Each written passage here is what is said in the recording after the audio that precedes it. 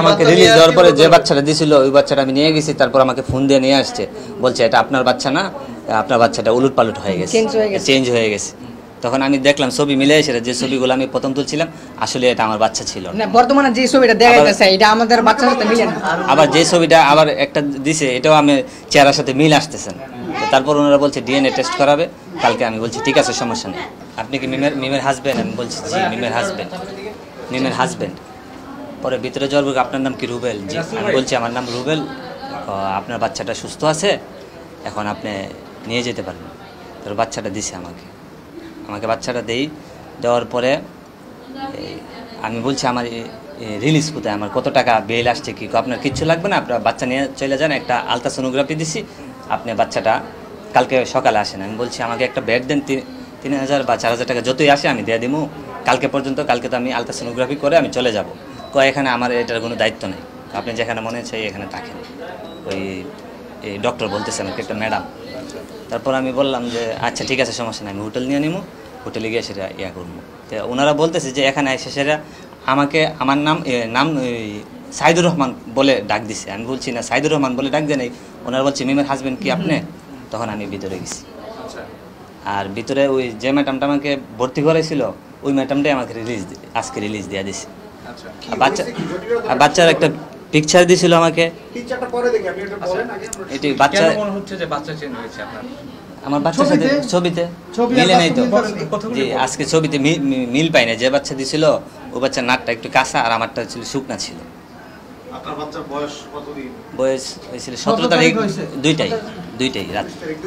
জি 17 তারিখ। আর আমি এখানে ভর্তি করছি 18 তারিখ 7:30 প্রায় 7:30। বাচ্চাটা মিল আসতেছে না। জি যখন আমার ওরা ভুল একটা বাচ্চা দিয়ে দিছে তখন আমি ভুল কেন? ওই বাচ্চা যার সঙ্গে চেঞ্জ হইছে ওর বয়সটা 1 দিন, আপনার বাচ্চার বয়স 3 দিন। জি ভুল এটাই, ওটা নাকটা কাঁচা ছিল, এটা আমরা ধরতে পারি না। এটা তো কাপড় দিয়ে ঘুরে দিছে তো মানে তেনার তোলাটা ঘোরা ছিল আর কি। আচ্ছা, এখন হাসপাতাল থেকে কি আপনাদেরকে বলা হয়েছে ডিএনএ টেস্ট করে দিচ্ছি? জি বলছে। আপনারা কি রাজি হন নাই? জি আপনারা কি রাজি হন নাই? না, কে বলছে রাজি? কে বলছে?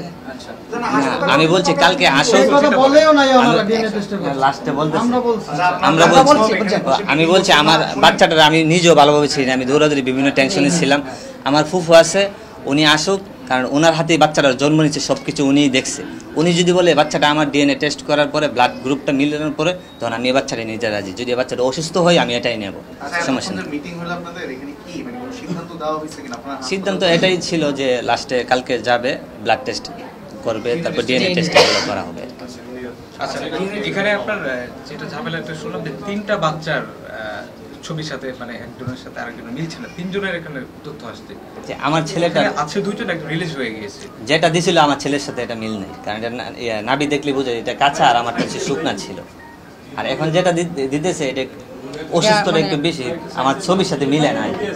আপনি বলতে চাচ্ছেন মানে যে বাচ্চাটা চলে গেছে রিলিজ পেয়েছে সেটাই আপনার বাচ্চা মনে হচ্ছে, এটা বলেন তো একটু। জি, কোন বাচ্চাটাকে আপনার নিজের বাচ্চা মনে হচ্ছে বলেন? আমার যে ছবিটা আমি দেখাতেছি এই ছবিটাই আমার বাচ্চা মনে হচ্ছে। যেগুলো আমার রিলেটিভ গুলারে দিছিলাম, দেখেন এই মতো আমি পাঠাইছি সবগুলা, আমার বোন জামাই বোন সবাইকে। আচ্ছা, 2 বাচ্চার ছবি আছে আপনার কাছে, আগেরটা আপনার প্রথমের আর এখন যেটা ছবি, 2টা ছবি আছে আপনার কাছে? এটা ছিল আমার বাচ্চাটা, ঠিক আছে, এটা ছিল আমার বাচ্চাটা, আর আমাকে দিয়েছিল এটা। দুই মোবাইল থেকে 2টা ছবি দেখান, তাই না? আর হ্যাঁ দেখাইতাছি। কখন দিতাছে এটা? আমরা হিটা বাই করেন, আমরা প্রথমটা বাই করেন। 1 মিনিট। কখন দিতাছে এটা? এই যে প্রথমে ছিল এই বাচ্চাটা মানে, আর এখন দেখাইতাছে যে এইটা, বুঝছেন, মানে কোনো মিল নেই আর কি, বুঝছেন। আর ধরায়া দিছিল এই বাচ্চাটা, এই যে ধরাই দিছিল এটা, ধরায়া দিছিল এটা। আচ্ছা, 2টা মোবাইল ধরাই দিছিল এটা, ধরায়া দিছে এটা, এটা নিয়ে গেছিলাম আমি। ওনারে দিয়ে দিছে কিন্তু উনি চেক বুঝতে পারেন না, মানে ঘোরা ছিল আর কি, তার জন্য বুঝতে পারেন না।